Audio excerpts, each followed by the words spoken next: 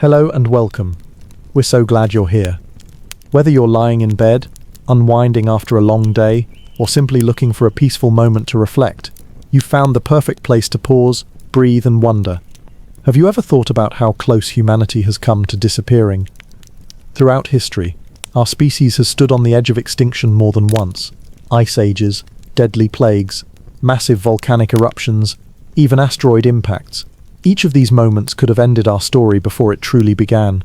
This isn't just a story, it's an educational journey through the moments when humanity's survival hung by a thread. A journey through ancient disasters, global crises, and narrow escapes that shaped who we are today. We'll explore how early humans adapted, how civilizations rebuilt, and how fragile and yet resilient life on Earth can be. Tonight, we're not only talking about danger, we're tracing the incredible courage, luck and perseverance that allowed us to endure. From the shadows of the past to the present moment, we'll gently guide you through the times our species almost vanished, and how we kept moving forward. Whether you're here to learn, or simply to drift into peaceful rest, this is your space to relax, to imagine, and to feel connected to the long human story. So take a deep breath, let your mind quiet down, let yourself walk with our ancestors, through fire and ice, through darkness and dawn. This is On the Edge of Extinction, humanity's narrow escapes. Before we begin, we'd love to know where in the world are you watching from, and what time is it for you right now? Drop it in the comments. We love hearing from you all around the globe. And just one gentle reminder, please subscribe to the channel and like this video, because if you relax too much and fall asleep, you might forget to do it later. So take a moment now. It truly helps us continue creating calming, meaningful stories to share with you. Now, let the journey begin. In the beginning, before there were cities or nations, before there were written words or stories carved into stone, before even the first sparks of controlled fire, the human story was already being written in a far older language, the language of survival. Imagine a world not as it is now, filled with billions of people and machines and lights, but a world where survival balanced on a knife's edge, where every day was a test that could end in silence. A world where the number of living human ancestors was so small, so fragile, that one harsh winter, one great drought, or one strange new disease could have been enough to erase us forever. This is the true beginning of our tale, not of conquest, not of progress, but of how close we came to never existing at all. When we think of extinction, our minds drift to the thunder of dinosaurs disappearing 65 million years ago, or to the bones of great mammoths left frozen in the ice. But extinction is not only about them, it is about us. There were moments in the vast span of prehistory when the human lineage was not a triumph but a whisper, when the people who would one day give rise to all of us could have fit into a few scattered valleys, hidden from predators and storms, clutching together for warmth, unknowing that they carried in their blood the fragile seed of a species that might not see another dawn. Their fires were dim, their numbers were few, and their survival was not promised. For most of human history there was no guarantee that we would endure. We live now with a sense of inevitability, as though 8 billion people were always destined to walk this earth. Yet inevitability is an illusion. The truth is written in our DNA, in the broken traces and ancient scars carried quietly within us, scars that whisper of times when humanity stood at the brink. At least twice in the long shadowed corridors of time, our ancestors nearly vanished. Not once, but twice, our species, or the lineages that led to us, was reduced to such perilously small numbers that it is astonishing we survived at all. These were not small struggles, they were crucibles. They were ordeals that ground us down, stripped away our diversity, reshaped our very essence, and left behind survivors who would carry the story forward. But the story could have ended then and there, and there. If fortune had tilted the balance against them, there would be no humans today to remember, no stories, no civilizations. The world would have gone on without us, and perhaps another creature would be telling its own tale of survival instead. To understand these ancient trials, we must begin by seeing extinction not as a rare tragedy, but as the rule of life on Earth. Species vanish all the time. In fact, extinction is the fate of nearly every species that has ever lived. Over 99% of all creatures that once walked, swam or flew across this planet are gone. They left behind only bones, impressions in stone, or faint echoes in the genes of their descendants. If survival is remarkable for anything, it is because it is so rare. Our existence is not guaranteed by destiny, it is a miracle born of chance, struggle, and adaptation. Yet our story is not only about extinction avoided, but about something even more perilous, the bottleneck. These are the narrow gates through which life sometimes must pass, moments when populations shrink so low that survival is not only a matter of continuing to breathe, but of maintaining enough diversity to withstand the future. For a species, diversity is strength. It is the hidden shield that allows some to endure new climates, new predators, new diseases. Without it, survival is fragile, brittle, easily shattered, and more than once, humanity passed through such bottlenecks, narrow corridors where the future was decided, not for millions, but for thousands, or even hundreds. It is here, in the shadow of extinction and bottleneck, that we must begin our exploration. Before we turn to the specific times when our ancestors nearly vanished, we must understand what extinction truly means, why bottlenecks are so dangerous, and why the story of survival is not only scientific, but deeply human. Because to grasp how unlikely our presence is today is to see humanity in a new light, not as a dominant, inevitable force, but as a fragile flame that once flickered weakly in the darkness of a hostile world. Long before there were humans, long before the first spark of fire was tamed, or the first tool was shaped, the earth was already a graveyard. Every landscape, every ocean, every mountain has been both cradle and tomb for countless species that once thrived and are now gone. Extinction is not a strange or exceptional event in the history of life. It is the norm, the steady heartbeat of evolution. More than 99 out of every 100 species that ever lived no longer exist. They have vanished into the vast silence of prehistory, leaving only bones pressed into stone, or sometimes not even that, just whispers in the fossil record and the shifting composition of the soil. Life endures, yes, but never in the same form. It is constantly renewed, reshaped, and often erased. When we look back across the billions of years of Earth's story, we see waves of creation and destruction rolling over the planet. Some extinctions were quiet, gradual, and unremarkable, species disappearing one by one as environments changed too quickly for them to adapt. But others were cataclysmic, sudden, and total, sweeping away vast portions of life in the blink of geological time. These were the mass extinctions, the great resets, the times when the balance of life itself collapsed, each left behind a scar that reshaped the course of evolution forever. The most famous of these is, of course, the end of the dinosaurs, some 65 million years ago. A fiery impact, a rock from the heavens changed the world in an instant. Forests burned, skies darkened, oceans churned, and within a few years the great reptiles that had dominated Earth for more than 150 million years were gone. Only the birds, small descendants of their line, survived to carry forward the legacy. It was a catastrophe for them, but for mammals, huddled small and insignificant in the shadows, it was an opportunity. Extinction for one became survival, and expansion for another. That is the rhythm of life. One lineage's tragedy becomes another's chance. But the extinction that ended the age of dinosaurs was not unique. Long before it, other disasters reshaped the Earth. Over 250 million years ago came the greatest of all, the Permian extinction, sometimes called the Great Dying. This was not the death of one lineage, but of nearly everything. Over 90% of marine species and 70% of land animals were wiped out. Entire forests vanished, oceans stagnated, skies grew toxic with volcanic fumes. For a time, the Earth was nearly barren. Had you stood on land in that dark age, you might have walked across landscapes without life, without birdsong, without the buzz of insects. It was as though the world had exhaled and forgotten to breathe again. And yet, in that desolation, some species survived, clinging to existence, and from them, new lineages rose to inherit the Earth. Between these colossal disasters were smaller extinctions, but their impact was no less profound for the species that vanished.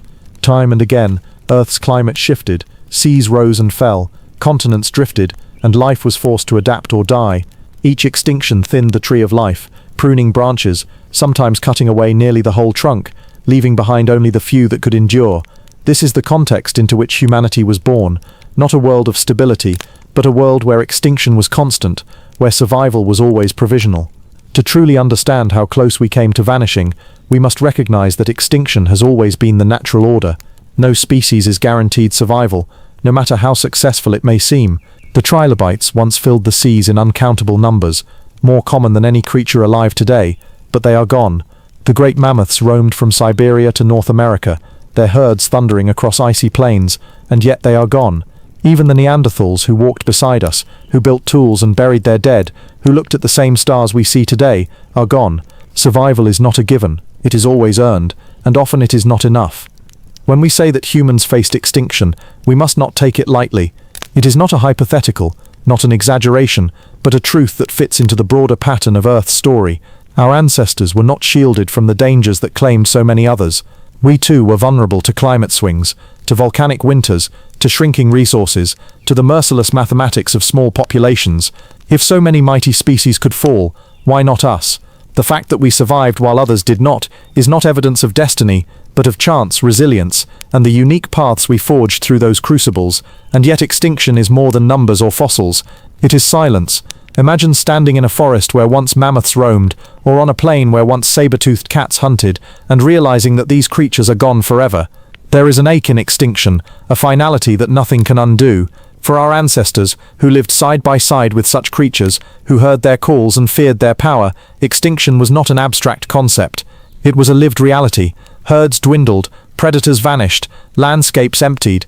They saw life thinning around them, just as we see it thinning today with endangered species and fragile ecosystems. This is why extinction matters in the human story. It was not only the backdrop of our evolution, but the ever-present threat. To survive in such a world was not to dominate, but to endure, to find narrow pathways through collapsing ecosystems and hostile climates. Extinction shaped not only the creatures around us, but also us, pressing on our ancestors with a constant reminder, survive or vanish like the rest. As we trace the bottlenecks that nearly erased us, we must keep this in mind. Extinction is not rare, it is not unusual, it is the common fate. What is rare, what is astonishing, is to survive, and our species has done so, not because we were immune to the forces that destroyed others, but because through a mixture of adaptation, intelligence, and chance, we endured when we might not have. If extinction is the great eraser of life, then bottlenecks are the narrow corridors through which survival must sometimes squeeze. They are not total endings, but they are perilous thresholds. To pass through a bottleneck is to come dangerously close to disappearance, to have one's numbers reduced to so few that a species might survive in name, but lose the strength needed for long-term endurance. A bottleneck does not always kill outright. Instead, it leaves behind a fragile remnant, a shadow of what once was, staggering forward with fewer possibilities, fewer defenses, fewer paths into the future. Imagine a vast herd of animals spread across continents, their numbers filling the land, their presence unshakable. Then imagine disaster, climate collapse, disease, drought, volcanic winters. One by one they die, the herds shrink, the voices fade, until only a scattering of survivors remain, huddled in isolated pockets, clinging desperately to life. Perhaps they endure in a single valley, or on a small island, or in a shrinking forest. From thousands or millions, their population dwindles to hundreds, then to dozens. That is the essence of a bottleneck, the sharp narrowing of life into a precarious thread. For humans, bottlenecks were not theoretical events. They were lived experiences, though we know them only now through the hidden testimony of our DNA. When populations collapse to a few hundred or even a few thousand individuals, something profound happens at the genetic level. Diversity, the raw material of survival, bleeds away. Genes that once existed in abundance are lost. Variations vanish. The subtle strength that once allowed some individuals to survive heat, cold, hunger, or disease are thinned out, leaving behind a population more uniform, less equipped to adapt to future challenges. In biology, this is called reduced genetic diversity, but in human terms, it is vulnerability written into the very code of life. Bottlenecks are dangerous precisely because survival is not just about continuing to exist in the present moment. A small group may endure the crisis itself, but what about the challenges yet to come? With less genetic variation, a single new disease might wipe them out. A sudden swing in climate might exceed the narrow range of adaptations they still possess. A predator might exploit their uniform weaknesses. Even if they survive for a time, the odds of long-term survival shrink dramatically. Bottlenecks are like scars across the fabric of evolution, and they are written in the blood of countless species that staggered through them, only to collapse later. We see the evidence all around us in the animal kingdom. Consider the cheetah, the fleet-footed hunter of the African plains. Today, all cheetahs are so genetically similar that, in a sense, they are nearly clones of one another. Scientists have discovered that their genetic diversity is so impoverished that one cheetah can accept a skin graft from another without rejection, something nearly impossible in most species. This is the lingering result of an ancient bottleneck, when their numbers fell so low that only a tiny pool of genes was left to carry them forward. The cheetah survives still, but it does so on the edge of risk. With so little diversity, diseases threaten them more severely. Reproduction is more difficult, and their ability to adapt to new environments is limited. They are ghosts of a once thriving lineage, proof that bottlenecks leave behind not only survivors but also fragility. Or consider the mammoths of Wrangel Island, a remote refuge in the Arctic Ocean. When the great mammoths disappeared from the mainland, a few stragglers survived on this isolated island, cut off from the rest of the world. For a time they persisted, but their numbers were pitifully small. As the centuries passed, their dwindling gene pool betrayed them. Their DNA grew riddled with harmful mutations, strange deformities, and weaknesses that their ancestors had never known. By the time the last Wrangel mammoths died out, they were a broken lineage, undone not by hunters or climate alone, but by the silent curse of the bottleneck. Their genes had collapsed inward, leaving them defenseless against the pressures of life. The Galapagos, too, provides lessons in bottlenecks. Many species on these islands are descended from small groups of colonizers, birds, reptiles and insects carried by storms or drifting debris. Their isolation and tiny founding populations left them vulnerable to extinction. Their genetic diversity narrowed from the very beginning. Some flourished, finding niches where they could thrive, but many vanished as quickly as they appeared, unable to withstand the challenges of limited numbers. The very beauty of island life, the uniqueness of its creatures, is born from bottlenecks, but so too is its fragility. This is the grim truth of bottlenecks. Survival through them is not triumph, but a gamble. A population that endures a bottleneck may continue for thousands of years, but it does so with hidden weaknesses, vulnerabilities that might remain unseen until the next crisis strikes. The survivors are not the same as the population that entered. They are diminished, not only in numbers but in potential. Bottlenecks do not always kill immediately, but they set traps for the future. When we turn to the human story, bottlenecks take on a profound weight. For our species, they were not rare or isolated. They were defining event. Twice, genetic evidence tells us, our ancestors dwindled to terrifyingly small numbers, small enough that we could have joined the countless species lost to history. Twice, the human lineage was reduced to a whisper, a few thousand individuals scattered across harsh landscapes, their survival uncertain. These were not passing hardships. They were bottlenecks so severe that they reshaped the course of human evolution, stripping away genetic diversity, leaving behind the marks we still carry today in every cell of our bodies. Why then did humans survive when so many others did not? The answer lies partly in chance, partly in adaptability, and partly in something uniquely human. But the truth remains, we are a species shaped by bottlenecks. We are the children of survivors, the descendants of those who passed through corridors of unimaginable peril, carrying with them only a fraction of the diversity that once existed, yet carrying enough to endure. Every human alive today, no matter where they are born, carries within them the echoes of those ancient crises, written in their DNA.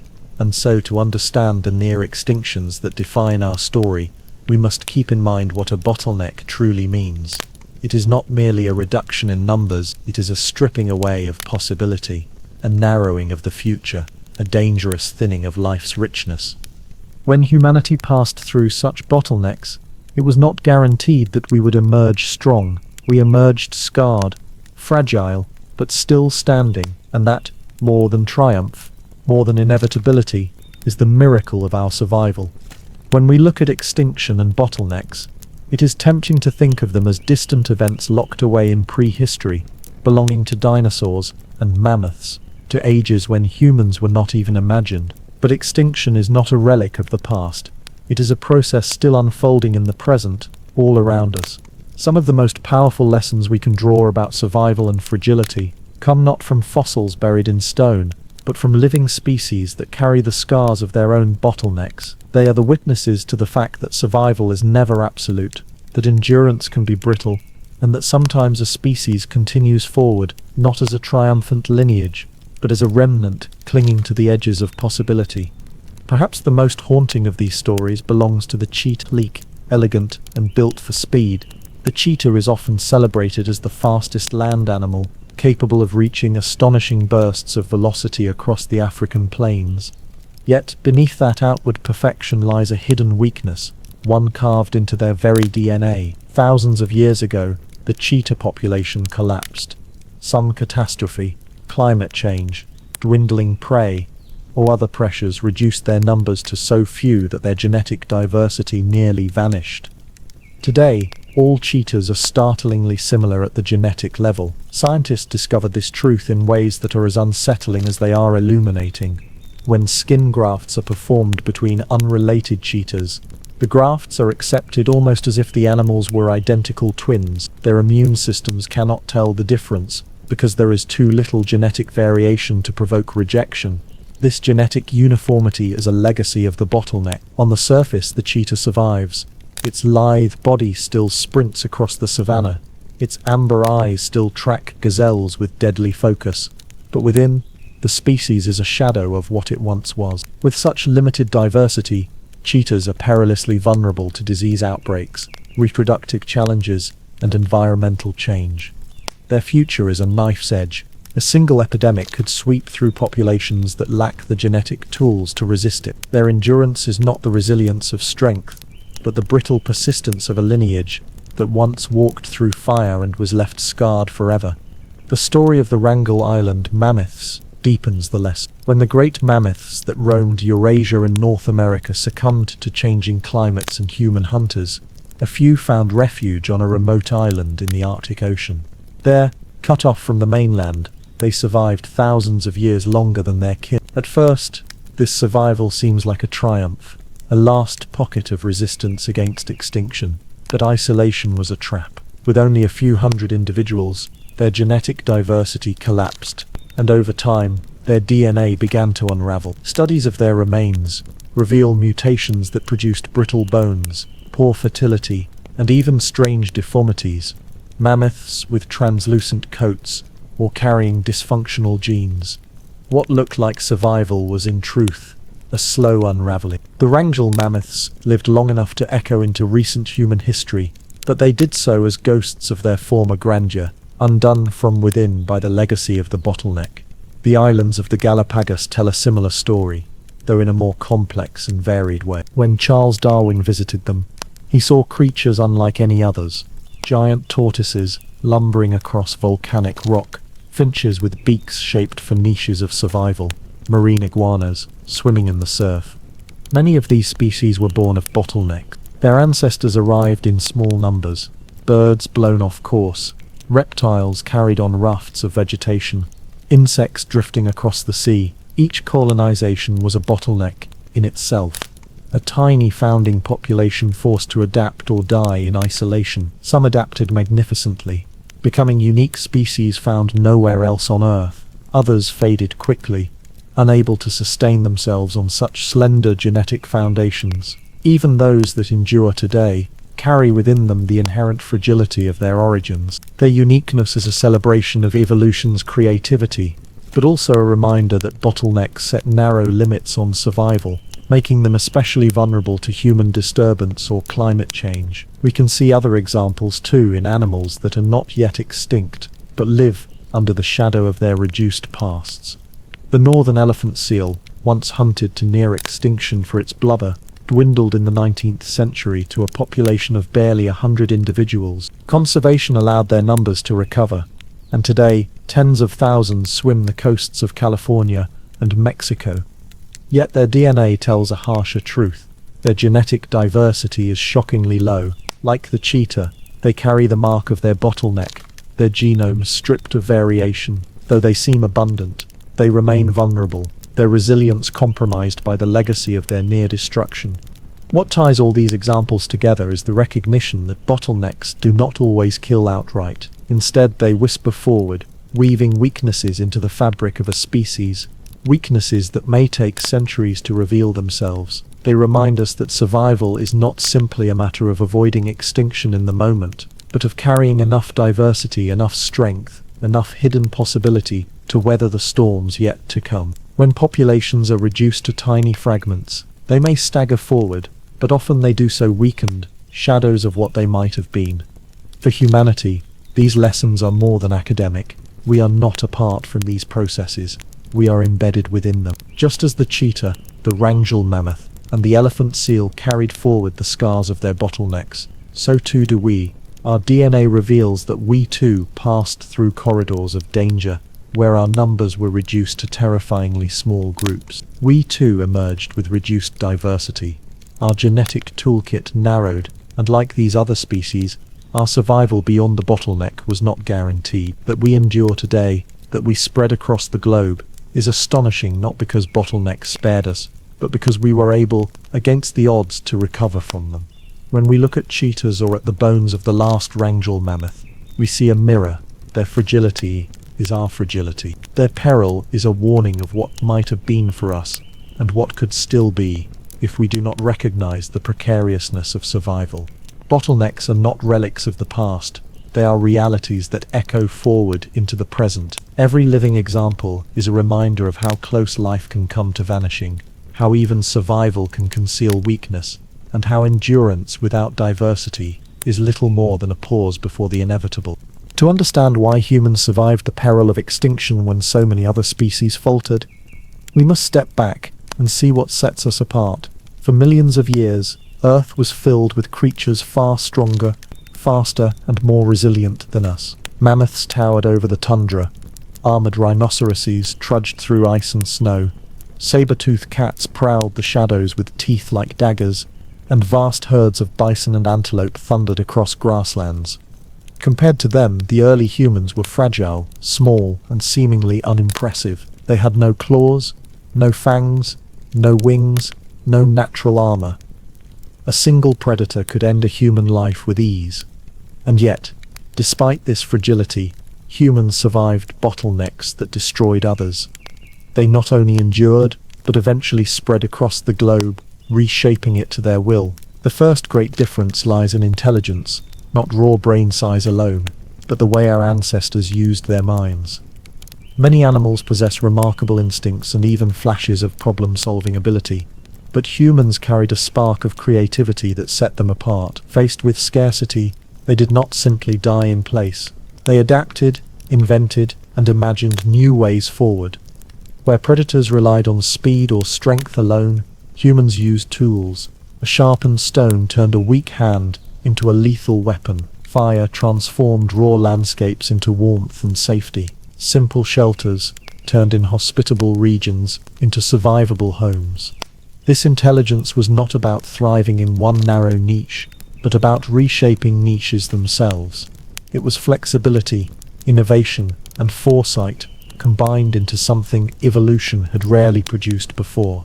Another difference was migration. Most animals are bound to the landscapes that shape them, tied to specific climates, food sources, or habitats.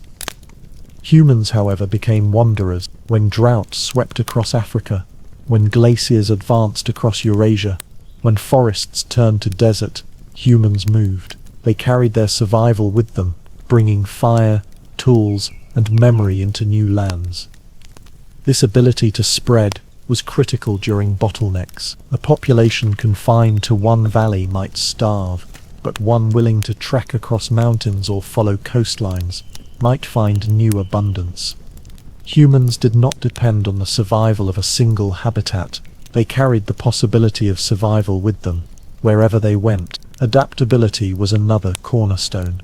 Where mammoths needed cold tundra and lions needed prey-rich grasslands, humans could survive in extremes. They could hunt, gather, fish, scavenge, and even cooperate with one another to take down prey far larger than themselves. They learned to eat what others ignored, to dig roots, to trap birds, to harvest shellfish, to crack bones for marrow. No single food defined them.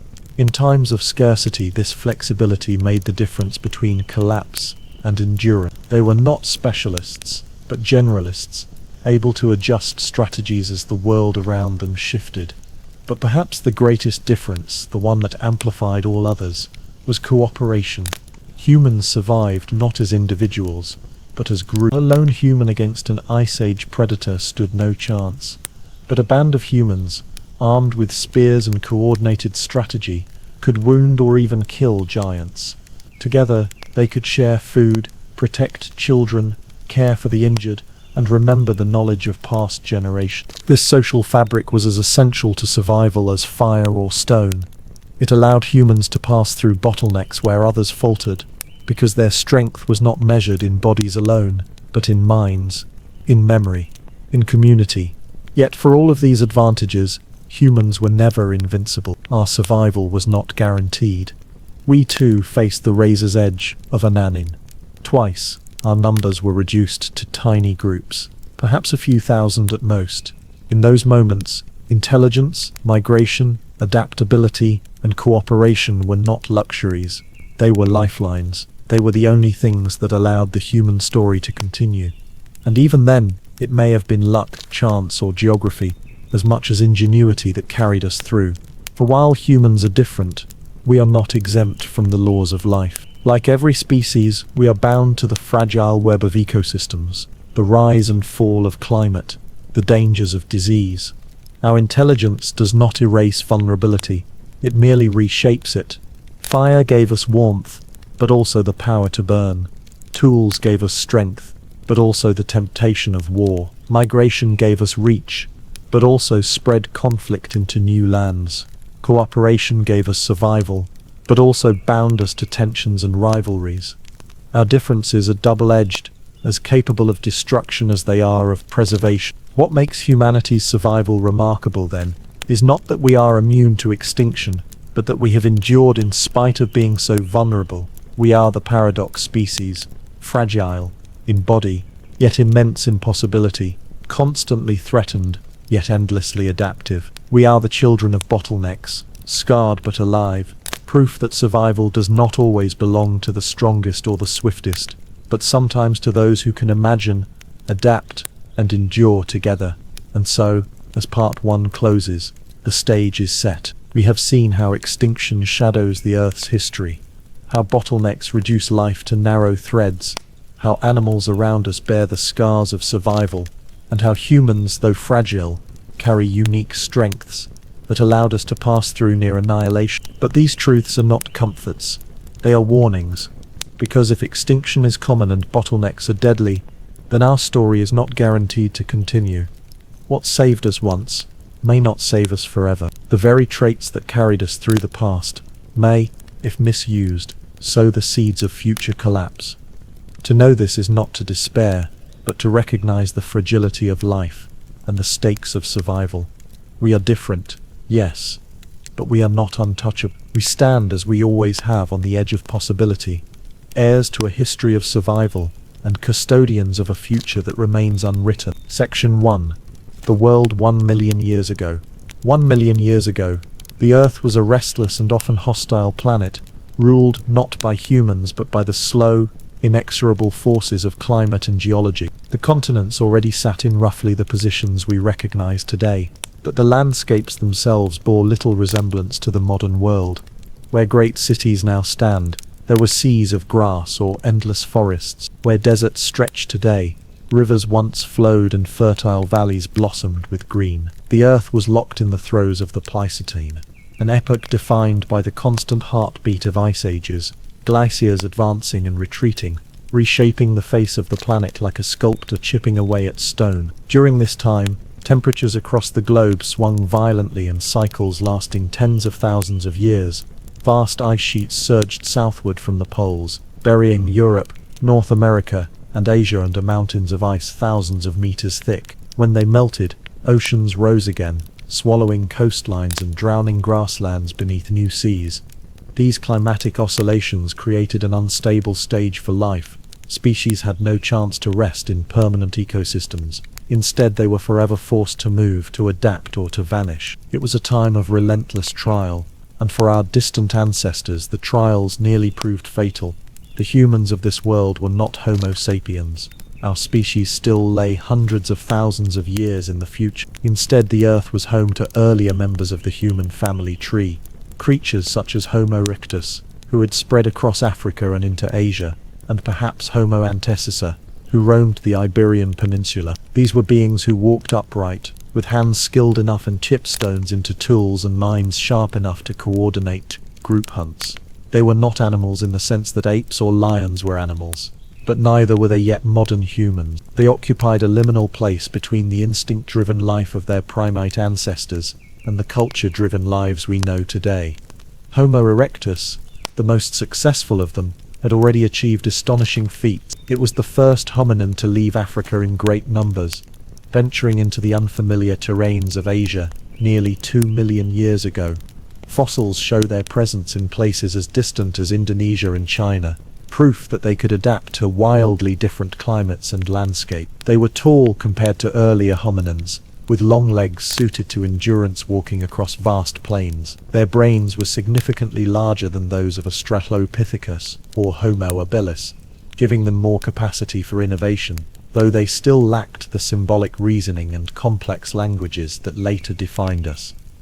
But even with these advantages, life was precarious. They lived in small groups, vulnerable to predators, droughts, and sudden environmental changes. Their weapons were simple stone tools, sharp enough to butcher carcasses, but not much more advanced than the claws of a lion or the teeth of a hyena. Fire was perhaps known in some places, but not yet mastered widely enough to be relied upon for warmth, cooking, or protection. When cold descended, they could not build shelters insulated against the bitter winds. When herds of animals vanished, they had no stored grain or domesticated animals to fall back upon. They lived hand to mouth, season to season, at the mercy of the land. The animals of this world were both their competitors and their prey. Saber-toothed cats still prowled across grasslands, their long fangs capable of piercing the thick hides of giant herbivores. Packs of hyenas, larger and more formidable than their modern descendants, contested kills with human ancestors, sometimes overpowering. Massive elephants, much larger than those alive today, moved across the savannas, along with woolly rhinoceroses and bison. In the forests and wetlands, giant deer with antlers stretching wider than a man's height grazed, while crocodiles and snakes lurked near rivers. The world was filled with giants, and early humans were small in comparison. To survive, they scavenged carcasses left by predators, occasionally hunted smaller animals and foraged for roots, nuts and fruits. They were clever, but fragile, toolmakers but not yet masters of their environment. Geographically, Africa remained the heartland of humanity. It was here that the greatest diversity of hominins lived, supported by varied ecosystems ranging from grasslands to forests to desert. Africa's relatively stable climate, compared to the harsher cycles of Eurasia, gave it the role of a refuge, a sanctuary where human ancestors could retreat when the rest of the world grew too hostile. But even in Africa, danger lurked. Droughts could last centuries, rivers could dry up, grasslands could wither into barren expanses where nothing could survive. Entire populations could vanish, leaving behind only a few scattered survivors. Europe and Asia, meanwhile, were even more challenging. These continents lay closer to the advancing glaciers, and their climates swung more violently between extremes of cold and warmth. Here, human populations were smaller, more scattered, and more vulnerable. Fossils show that groups of hominins appeared in Europe, vanished, and then reappeared again, as if waves of colonists pushed in during warmer times only to die out or retreat when the cold returned. In Asia, Homo erectus endured longer, perhaps thanks to the more stable conditions of the tropics, but even their survival was never guaranteed. The landscape itself bore scars of constant change. Rivers shifted courses, carving new valleys while abandoning old ones. Volcanic eruptions scattered ash across continents, poisoning water and blotting out the sun. Earthquakes shook the land, reminding all creatures of the planet's instability. For hominins, these natural events were not minor inconveniences. They were existential threats. A single drought could wipe out a group. A sudden volcanic eruption could bury an entire population. A disease sweeping through animals could starve hunters. Every day survival hung by a thread. It is important to understand this world not as a romanticized wilderness, but as a crucible. It was a place of relentless pressure, where species were tested without mercy. Most failed. Extinction was not rare but constant. For every animal or plant that endured, countless others disappeared forever, erased from the record of life. Early humans walked through this gauntlet, never certain if they would be among the survivors or the forgotten. And it was in this setting, amid the advancing ice, the unstable climates and the fragile lives of early hominins, that humanity faced one of its greatest crises. Around 900,000 years ago, our lineage was pushed to the brink, in what geneticists now recognize as the first great population bottleneck. For reasons still debated, climatic shifts, collapsing ecosystems, or ocean currents that failed, the global population of human ancestors shrank to fewer than 1,300 individuals. For more than 100,000 years, those survivors clung to existence, scattered across small refuges, isolated and vulnerable. Imagine the scale of that catastrophe. All across Africa, Europe, and Asia, groups dwindled and vanished. Whole lineages disappeared, their genetic legacies erased. Only a tiny remnant remained, the ancestors of all humans alive today. They walked through the shadow of extinction, and against all odds, they emerged on the other side. But at the time, the future was not to them. The world must have felt as though it was closing in, offering fewer and fewer safe havens, demanding more and more resilience. They did not know they were carrying the fragile spark of humanity. They only knew they had to survive another day. This was the world 1 million years ago, unstable, unforgiving, and almost empty of human life. It was a planet where ice and fire shaped destinies, where predators ruled, and where the fragile ancestors of humankind faced their darkest trial. And in that darkness a story began, one written not in fossils alone, but in the very DNA that we carry within us as this day. For more than a century, the story of human origins has been written in bone and stone. Archaeologists scoured riverbeds, caves and deserts in Africa, Asia, and Europe, searching for fragments of skulls, jaws, and tools that could illuminate where we came from. Each discovery, a cracked femur, a worn tooth, a chipped hand axe, was treated like treasure, a puzzle piece in the sprawling mystery of our past. But even as the fossil record expanded, one troubling shadow lingered. Between roughly 950,000 and 650,000 years ago, there was a strange silence. Fossils that should have been there, representing the continuity of our ancestors through time, were missing or vanishingly rare. It was as if humanity itself had stepped into a void. For decades, scientists debated this absence. Was it a fluke of preservation? After all, the fossil record is always patchy. Bones rarely survive the ravages of time, and luck often determines what is found. Or was there something deeper, something more alarming, hiding in that gap? Could it be that our ancestors had dwindled so drastically that they left barely a trace in the earth? For a long time, this was speculation, an idea whispered in academic circles, but impossible to prove. Fossils alone could not resolve the mystery. The earth had hidden too much. And then came the revolution in genetics. In the late 20th and early 21st centuries, scientists developed the tools to read the book of life itself, DNA. What once required ancient bones could now be traced in the living. Every cell of every person on Earth carries within it a long, winding script written by countless generations before us. The sequence of nucleotides, repeating in endless patterns, is more than a biological instruction manual. It is also a historical archive. Mutations accumulate, spread or vanish depending on the survival of those who carry them. In those patterns, if one looks closely enough, lies a record of population sizes, migrations, and even disasters that no fossil could preserve. In 2023, a team of geneticists and computational biologists unveiled a startling discovery that finally gave shape to the shadows of that ancient silence. They used a groundbreaking analytical method called FIT-CoL, short for Fast Infinitesimal Time Coalescent Process. At first glance, the name sounds abstract, technical, the kind of jargon that feels far removed from flesh and blood humans. But what FIT-CoL does is extraordinary. It allows scientists to reconstruct the population history of ancient humans, not from bones or artifacts, but from the DNA of people alive today. It is like taking a finished novel and working backward to reconstruct the drafts that came before, tracing every revision, every lost sentence, every erased character. The method works by modeling how genetic variations spread over time.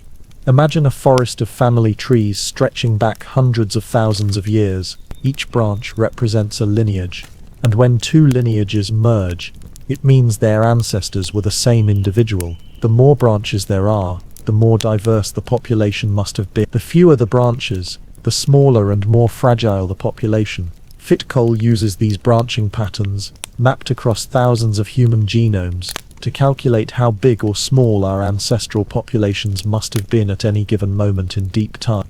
Unlike earlier methods which blurred together events across wide spans, Fitcol can resolve population changes with far greater clarity, even teasing out ancient events that lasted hundreds of thousands of years. When researchers applied this method to the DNA of more than 3,000 modern humans, the results were staggering. They revealed that around 930,000 years ago, the population of our ancestral lineage collapsed to a level so small that it beggars belief. For more than 100,000 years, the number of breeding individuals hovered around just 1,280, not 1,280 in one valley or one region, but 1,280 across the entire planet. This was not a local crisis. This was a global bottleneck, an existential cliff edge on which humanity teetered for millennia. To understand the scale of this, picture all the vast continents of that time: Africa with its sprawling savannas, Asia with its shifting grasslands and forests, Europe locked in cycles of cold, and imagine that all the beings who carried the seed of humanity could fit into a single small village. Every hunt, every fire, every child born and every elder buried came from a population so reduced that extinction was not just possible but likely. In evolutionary terms, such a bottleneck is a death sentence, 9 times out of 10. A single epidemic, a single drought, a shift in predators could have erased us entirely. Why this collapse happened remains an open question, but the timing provides clues. Around 1 million years ago, the planet entered what geologists call the early to middle Pleistocene transition, a period of intensified ice ages and dramatic climate instability. Before this transition, glacial cycles were shorter and less severe, lasting about 40,000 years each. Afterward, the cycles lengthened to roughly 100,000 years, and the cold periods became far harsher. This was not a gentle change, it was a planetary upheaval. Oceans cooled, rainfall patterns shifted, grasslands withered, and species across the globe declined or vanished. For early humans who relied on hunting and gathering with only the simplest tools, survival became unimaginably difficult. One possible trigger was the faltering of the Atlantic meridional overturning circulation, a system of ocean currents that regulates global climate by transporting heat across the planet. When this conveyor weakens, weather patterns spiral into chaos, monsoons fail, droughts stretch across continents, and ice sheets surge. Evidence suggests this circulation may have collapsed or weakened during the bottleneck period, plunging ecosystems into crisis. Our ancestors, already scattered and vulnerable, would have faced dwindling prey, disappearing plant life, and encroaching cold. The bottleneck did not just shrink numbers, it left scars in our DNA. With so few individuals surviving, genetic diversity plummeted. Every child born during that era inherited from a desperately narrow pool of genes. Many lineages were lost forever. Harmful mutations could have become common. In fact, scientists believe this period may have accelerated one of the most profound genetic shifts in human history: the fusion of 2 ancestral chromosomes into what is now known as human chromosome 2. This fusion is a defining feature that separates humans from our closest relatives, chimpanzees and gorillas, who each carry 48 chromosomes, compared to our 46.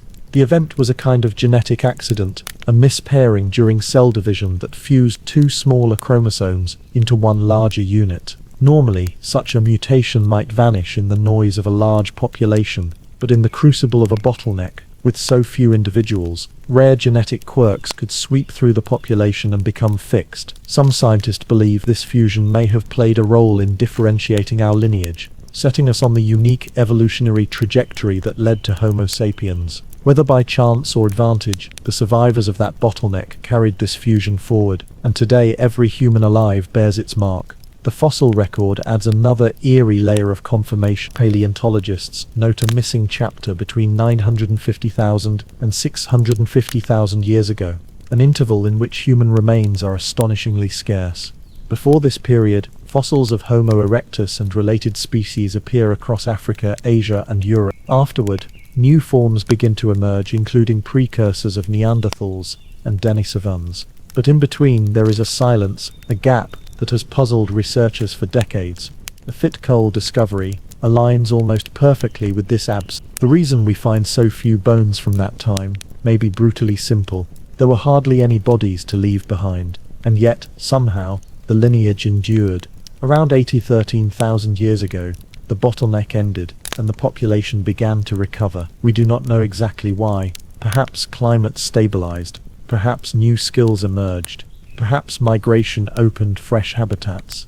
But from that tiny base of survivors, the numbers slowly grew. Every human alive today descends from those who clung on through the bottleneck. Their choices, their resilience, and perhaps sheer luck determined whether humanity's story continued or ended in silence. The discovery of this ancient catastrophe reshaped our understanding of human history. It told us that survival was never guaranteed, that our presence on this planet is not the product of inevitability, but of fragile endurance through trials we can barely imagine. It also offered a warning: diversity is our shield. When populations dwindle, when gene pools narrow, extinction looms. Other species, like the mammoths of Wrangel Island or the cheetahs of today, show us how bottlenecks can doom a lineage. For us, that risk is written into our past. Twice we nearly vanished. Twice we clawed back from the brink. The fit coal discovery was not just a triumph of science, but a revelation of our vulnerability and our improbable luck. Humanity is not the unbroken march of progress it once seemed. We are survivors of near oblivion, carry our very chromosomes the echoes of a time when the world almost erased us. When we speak of numbers in the present day, it is easy to become desensitized. Billions here and millions there. Vast sprawling populations spread across every continent, cities that never sleep, highways that buzz with endless motion. But step back nearly 1,000,000 years and those familiar scales fall apart. Our ancestors, fragile and struggling, did not exist in billions or even millions. Instead, the sum total of every man, woman and child, every living representative of the human line, could be counted not in the language of cities, but in the language of clan. Barely more than 1,000 souls scattered across the African landscape, isolated in pockets of refuge, clinging to life in a world that seemed to have turned against them. Imagine a world where humanity's entire fate rests on fewer people than a small village. Not a village as we know it, with sturdy houses, livestock and fields of crops, but a precarious gathering of hunters and gatherers, nomads walking the edges of survival. Every cough, every failed hunt, every sudden drought could mean the difference between persistence and disappearance. A disease that sweeps through such a community does not merely thin its numbers, it threatens to erase it altogether. A cold winter does not inconvenience them, it slaughters them. A predator stalking the night is not a passing danger, it is a potential executioner of a lineage. In such conditions, survival is not guaranteed. It is a desperate gamble, played generation after generation, and the stakes are nothing less than the survival of our kind. The numbers revealed by the 2023 Fit Coal study were staggering. Fewer than 1,280 individuals of our ancestral lineage, surviving through a span of more than 100,000 years. To modern ears, 1,280 may sound like a decent crowd, enough to fill a school auditorium or gather for a large wedding feast, but in evolutionary terms, it is a whisper. Geneticists argue the population of this size teeters on the razor's edge of what is known as the minimum viable population. Below this threshold, the forces of inbreeding, disease, and environmental unpredictability conspire to drive species into the abyss. For more than 100 millennia, our ancestors walked that knife's edge, never more than a poor harvest or a bitter winter away from vanish. Why did this happen? What cruel sequence of events drove our ancestors into such peril? To answer this, we must first step into the climate of 1,000,000 years ago, during a pivotal epoch, known as the early to middle Pleistocene transition. This was an age when the planet itself seemed unstable, lurching between extremes of heat and cold, wet and dry, fertile and barren. Unlike the relatively stable Holocene epoch of the last 10,000 years, the Pleistocene was a stage of relentless climatic drama, sculpted by cycles of glaciation that waxed and waned with the rhythm of Earth's orbit. Around 900,000 years ago, these cycles began to change in character. Earlier, ice ages had come and gone with a frequency of about 41,000 years, driven by variations in Earth's axial tilt. These were harsh but brief compared to what followed. During the transition, a new pattern emerged. Ice ages grew longer, more intense and more devastating, lasting roughly 100,000 years each. Glaciers advanced like armies across the northern hemisphere, swallowing forests, grinding mountains, and lowering sea levels. Vast deserts expanded in Africa, pushing savannas to the brink. The rhythm of life itself was disrupted, and many species that had thrived under the older cycles found themselves ill-equipped for the new normal. For our ancestors, this shift was catastrophic. The Africa they inhabited was no longer a patchwork of lush game-filled grasslands, but a shifting mosaic of drought-stricken plains, vanishing rivers, and forests retreating before the spread of desolation. Herds of grazing animals that had once provided food dwindled or migrated to unreachable places. Water sources dried up, leaving only the hardiest plants and the most desperate animals clinging to what remained. In such a world, even the most resourceful foragers would have struggled. Groups became fragmented, isolated in ecological refuges, where a river still flowed, a grove of trees still bore fruit, or a cave offered shelter from the unrelenting cold. One of the silent but deadly suspects in this ancient catastrophe was the Atlantic meridional overturning circulation, the massive conveyor belt of ocean currents that distributes heat across the planet. When this circulation falters, climates swing wildly. Evidence suggests that around this time, the currents weakened or collapsed, disrupting rainfall patterns in Africa and Asia, cooling the northern hemisphere and unleashing droughts across the tropics. For early humans already vulnerable, such instability would have been a slow-moving catastrophe. Crops had not yet been invented. Migration was their only strategy, and yet migration was perilous. Vast deserts acted as barriers. Predators stalked the open plains, and small groups could easily vanish into oblivion without leaving a trace. But the climate alone was not the only force pressing down on them. Ecology is an interconnected web, and when strands of that web snap, the collapse can cascade. As glaciers advanced and seas receded, ecosystems everywhere shifted. Plants disappeared, herbivores starved, carnivores followed. For a predator species, with a precarious hold on survival, like our ancestors, the loss of even a few prey animals could mean famine, and famine, in small groups, is merciless. Malnourished mothers lose children, weakened hunters fail to bring down prey, and whole bands scatter or perish. The fossil record bears chilling testimony to this time. Between 950,000 and 650,000 years ago, there is a conspicuous void, very few remains of human ancestors. Archaeologists digging through layers of soil find evidence of flourishing life both before and after this gap, but in its midst, silence. It is as if humanity merely blinked out of existence, leaving only the faintest traces behind. Tools grow scarce, bones vanish, and the continuity of our lineage seems to falter. This gap aligns eerily well with the genetic evidence, painting a unified picture. Humanity's near erasure from the earth. Consider again the number. Not all of them would have been adults capable of reproduction. Many would have been children, vulnerable to disease and predators. Some would have been elderly, carriers of knowledge but frail in body.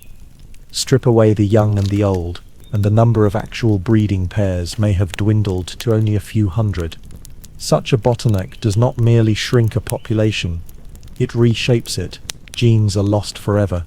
Entire lineages of traits extinguished by chance. Imagine a world where, by sheer roll of the dice, a genetic adaptation that might have aided in cold resistance or disease immunity, or brain development, was lost because the one carrier perished in a flood or fell to a predator's claws. These accidents of survival echo forward through time, narrowing the path of human evolution. The survivors would not have lived in comfortable conditions, they were not masters of fire in the way we later became, nor had they crafted the tools and strategies of later ages. These were still primitive humans, more vulnerable than their descendants, lacking the cultural buffers that modern Homo sapiens rely upon. Their survival was naked, unmediated, dependent entirely on the ability of flesh and bone to withstand a hostile world. Nights would have been long, cold, and full of dangers. Days would have been spent in desperate searches for food and water, and always, the numbers were against them. The causes of this bottleneck, then, were not singular but layered, a perfect storm of climate collapse, ecological disruption, and sheer bad luck. Ice ages advanced like juggernauts, stripping habitats bare. Ocean currents shifted, plunging regions into drought. Predator-prey balances faltered, leading to starvation. And amidst it all, our ancestors, already fragile, were squeezed tighter and tighter, until only a handful remained. That they endured at all is remarkable. Other species faced similar crises, and did not survive. Entire lineages of early mammals, birds and reptiles disappeared forever in this period, but our ancestors clung on, scattered across shrinking refuges. Their survival owed perhaps to chance, as much as to adaptation. Maybe a small group lived near a river that continued to flow when others dried. Maybe another had access to a patch of edible tubers or shellfish that provided sustenance when game was scarce. These small advantages, magnified by the desperate circumstances, could have been the deciding factors between extinction and endurance. And so for more than 100,000 years humanity hovered on the brink. Generations were born into scarcity, lived brief and brutal lives, and perished without ever knowing that they were part of a battle not just for themselves, but for the very continuation of their kind. The genetic scars of that battle remain in us still, etched into our DNA, silent witnesses to a time when the human story very nearly ended before it could truly begin. When we speak of population bottlenecks, we often focus on the numbers. How many individuals remained, how fragile the species became, how close the line of descent came to being severed forever. But the true story is not simply written in census figures of long-dead populations. It is etched into the very fabric of our DNA. Every genetic bottleneck leaves scars, reducing diversity, stripping away lineages, collapsing once wide genetic horizons into narrow pathways, and sometimes in those crucibles of survival, chance mutations and extraordinary events take place. Events that shape the entire course of evolution. For humanity, one such event was the creation of human chromosome 2, a fusion that forever marked us as distinct from our primate relatives. To understand the scale of this transformation, we first have to step back and recall that humans are not an isolated miracle, but part of a much larger family tree. Our closest living relatives, the chimpanzees, bonobos and gorillas, all share 48 chromosomes. Their cells hold 24 pairs, each carrying the instructions of life passed down through millions of years. When scientists first mapped the human genome, they expected us to share that same number. After all, the genetic similarity between humans and chimpanzees is over 98%. Our bones, muscles, and organs operate on the same ancient blueprint. And yet, to their astonishment, the human genome contained only 46 chromosomes. Somehow, somewhere in the deep past, two ancestral chromosomes had fused together into one. That fusion became what we now call human chromosome 2, and it is one of the most striking genetic markers of our species. At first glance, a chromosomal fusion might not seem like much. Cells divide all the time. Errors happen, mutations arise. Usually, they cause damage or vanish unrecorded in the quiet churn of natural selection. But this was no ordinary mutation. It represented a structural change in the genome itself. Two chromosomes that had once lived independently, carrying their own sets of genes, replicating in their own pairs, merged end to end, creating a new, larger chromosome. In most species, such a shift could be catastrophic. Imagine an early hominin with this fusion, attempting to reproduce with others, who still carried the old 48 chromosome arrangement. Chromosomal mismatches often cause infertility or developmental issues. In many cases, such hybrids cannot survive. And yet somehow, against the odds, this fusion not only survived, but spread through the population until it became fixed in every human alive today. Every cell in your body carries the legacy of that ancient genetic accident. The question, of course, is how. How did a mutation so radical not only persist but define an entire species? Here the bottleneck comes into play. Picture a small, shrinking population of perhaps only 1,200 individuals. Every birth, every death, every random mutation takes on far greater weight than it would in a population of millions. In such fragile circumstances, chance events ripple outward with enormous consequences. A chromosomal fusion that might have been diluted away in a larger population could, in a bottleneck, take hold more easily. If one or a few individuals carrying the fusion were among the survivors, their lineage would disproportionately shape the future gene pool. Over generations, the fusion could spread until it was no longer an oddity, but the norm. In this way, the near extinction of humanity may have set the stage for one of the defining features of our genome. But the story is not only about survival. It is also about transformation. Chromosome 2 is not simply a fused stretch of DNA. It carries thousands of genes, many of which play crucial roles in human biology. Some researchers have suggested that the fusion may have contributed to changes in brain development, immune function, or reproductive biology. While no single human trait can be pinned entirely to this chromosome, its presence is a reminder that structural changes in DNA can open evolutionary doors. In fact, the fusion may have helped isolate our lineage from others. Once it spread through the surviving population, it would have created a genetic barrier between them and any close relatives without the fusion. Over time, this barrier could have deepened into speciation, setting humanity on its own trajectory. There is also a symbolic resonance to this event. In a time of desperate struggle, when glaciers were advancing, climates were shifting, and our ancestors numbered in the hundreds, the genome was not static. It was being rewritten.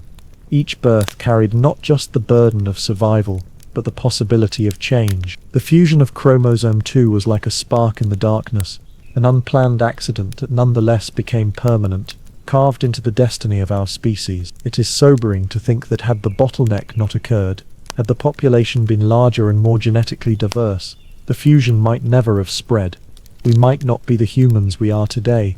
Scientists have traced the evidence of this fusion in meticulous detail. On chromosome 2 there are remnants of telomeres, the protective caps that normally sit at the ends of chromosomes, found right in the middle, a telltale signature of two chromosomes joined together. There are also vestiges of a second centromere, the structure that helps chromosomes move during cell division. One centromere remains functional, the other has been silenced.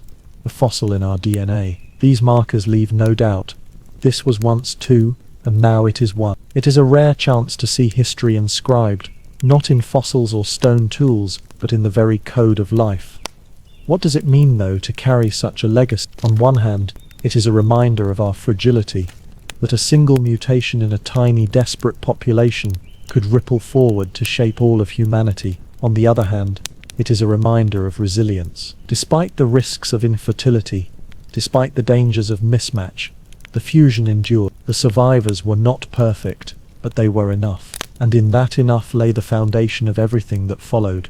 The rise of Homo sapiens, the spread across the globe, the creation of culture, language, and civilization. When we speak of the human story as miraculous, this is part of what we mean, that improbable events, born in times of peril, became the bedrock of our identity. If DNA is a diary of survival, written in the language of molecules, then the fossil record is the physical ledger of existence. Bones, teeth, and the stone tools left behind in ancient riverbeds and caves. Fossils do not lie, but they can go silent, and in the long history of human evolution, there is a silence that coincides with the very bottleneck uncovered by geneticists. It is a silence so deep that paleoanthropologists have come to call it a missing layer, a gap in the archaeological and fossil record that seems to echo the genetic collapse around 900,000 years ago. To appreciate the weight of this silence, we have to understand how rich the fossil record can be in other times. At sites across Africa, Asia, and Europe, paleontologists have unearthed remains of our ancient kin, Homo erectus, Homo habilis, Homo heidelbergensis, and others. Their bones show how jaws shrank, foreheads rose, pelvises shifted, and brains expanded. Alongside them are the tools they chipped from stone, the hearths they built, the animals they hunted. For long stretches of prehistory, the record is relatively abundant, offering glimpses of communities that thrived, moved, and evolved. But when researchers search for fossils dating to the critical period around 900,000 years ago, they often find not absence of effort, not poor preservation, but a global thinning out of evidence that mirrors the genetic bottleneck. It is almost as if early humans vanished from the stage for a time, leaving behind little more than scattered traces. The bones that should mark steady populations dwindle. The layers of tools that should reflect cultural continuity are sparse. Caves that later teem with artifacts from Homo heidelbergensis and eventually Neanderthals are strangely barren for this earlier window. This is what paleoanthropologists mean by the missing layer, a gap where humanity's presence should have been more visible, and yet it fades like smoke in the wind. Skeptics might argue that this is simply a flaw in the fossil record. After all, fossilization is rare, dependent on perfect accidents of geology and time. Whole species have lived and vanished without leaving a single bone behind. But here, the silence seems too consistent, too widespread. Across continents, from Africa to Europe to Asia, there is the same thinning of remains in the strata dating to this window. Even in regions where fossils before and after are well represented, this particular slice of time seems curiously empty. It is as though the Earth itself acknowledges the bottleneck, preserving its silence as faithfully as it preserves bones. The absence becomes even more striking when paired with evidence of climate upheaval during the same period. Geological records show massive glaciations advancing and retreating. Ocean sediments reveal disrupted currents and plunging temperatures. Vegetation belts shifted dramatically. Forests retreated, grasslands expanded, deserts hardened. For creatures already living close to the edge of survival, these shifts would have been devastating. Populations that once thrived in lush valleys may have found those lands turned barren. Rivers that sustained life may have dried or frozen. In such times, it is not surprising that fossils are rare, not because people weren't there, but because there were so few of them left, scattered in isolated pockets, barely holding on. And yet, while the silence is profound, it is not absolute. A few sites offer haunting glimpses of survival during this bottleneck. In Africa, fragmentary remains of Homo erectus and early Homo heidelbergensis hint at continuity, though in reduced numbers. In Europe, some contested fossils suggest sparse hominin presence, though whether they represent direct ancestors or parallel offshoots remains debated. In Asia, stone tools scattered along river terraces imply that at least some groups persisted, though perhaps barely. These fragments are like the faintest of whispers, a chipped flint here, a molar tooth there, reminding us that even in the darkest times, humanity endured, though reduced to embers. For paleoanthropologists, the missing layer is more than a curiosity. It is a puzzle that reshapes how we think about human evolution. It challenges the old picture of steady, linear progress from ape-like ancestors to modern Homo sapien. Instead, it paints a picture of fragility, of near erasure, of a species that advanced in fits and starts, always shadowed by the possibility of extinction. The silence in the fossil record is a warning. Our presence on Earth has never been guaranteed. It has always been conditional, precarious, hanging on the thinnest of threads. There is also something profoundly humbling about this silence. When we look at the rich record of later times, the flourishing of Neanderthals in Ice Age Europe, the explosion of Homo sapiens across the globe, it is tempting to think of humanity as inevitable, destined to dominate. But the missing layer reminds us that there was a time when we were almost nothing, when our ancestors left so few traces that hundreds of thousands of years later, scientists can only reconstruct their existence through the faintest evidence. We were not inevitable. We were improbable. And yet, against the odds, we endured. For modern scientists, the convergence of genetic evidence with the fossil gap is one of the most powerful validations of the bottleneck hypothesis. DNA tells us that human ancestors dwindled to a few thousand at most, perhaps just 1,100 breeding individuals. The fossil record, in turn, shows us the outward manifestation of that collapse, a world with fewer bones, fewer tools, fewer signs of human life. Each line of evidence strengthens the other. Together they tell a coherent story. There was a crisis, it nearly erased us, and we barely survived. The emotional weight of this realization is immense. Imagine standing in a cave where Neanderthals once painted, or at a site where early Homo sapiens carved tools, and then realizing that hundreds of thousands of years earlier, there was nothing, no fires, no bones, no signs of habitation. Entire generations lived and died, yet left behind so little that we can barely prove they existed. And still, those shadowy ancestors carried within them the seeds of the future. They carried the genetic mutations, the resilience, the endurance that would one day lead to us. The silence is not absence. It is prelude. There is also a poetic tension in this story. The fossil record shows us silence, where DNA shows us continuity. The bones are missing, but the genes remain. Our bodies carry what the rocks cannot. Each cell is a fossil in its own right, a living relic of that ancient bottleneck. Where the earth has failed to preserve, biology has succeeded. The missing layer is thus not truly missing. It has simply shifted its record-keeping from stone to code. And so when scientists speak of the missing layer, they are not merely cataloguing an absence. They are pointing to one of the great turning points in human history, a moment when our ancestors nearly slipped into oblivion. It is a reminder that history is not only written in abundance, in the flourishing of civilizations and the building of monuments. It is also written in scarcity, in gaps, in silences that echo louder than words.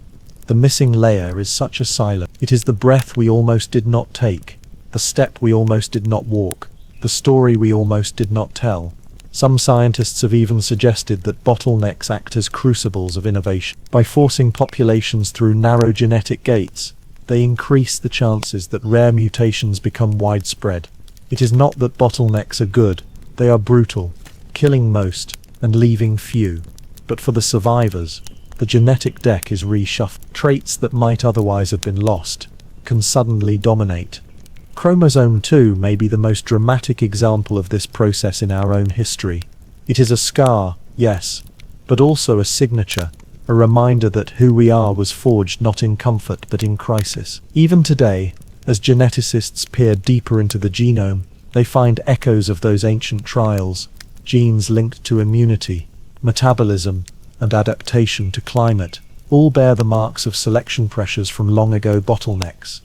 Some variations vanished forever, others became universal. When we study these patterns, we are not just looking at abstract data, we are reading a survival diary written by our ancestors, encoded in the double helix, preserved through unbroken chains of descent. Every human alive carries these marks, because every human alive descends from those few who made it through. In the end, the fusion of chromosome 2 is not just a scientific curiosity, it is a symbol of what it means to be human. We are the species that should not have survived, yet we are the descendants of perhaps 1,200 fragile lives who carried us through an ice age. And in their struggle, a strange accident in DNA became permanent, shaping the destiny of billions. The next time you look at your hands, your face in the mirror, or the people you love, remember, every cell within you carries the signature of that ancient bottleneck, the mark of a fusion that might have been lost, but instead defined us all. It is not just history, it is identity, and it whispers to us, across 900,000 years, that survival is never ordinary, it is extraordinary.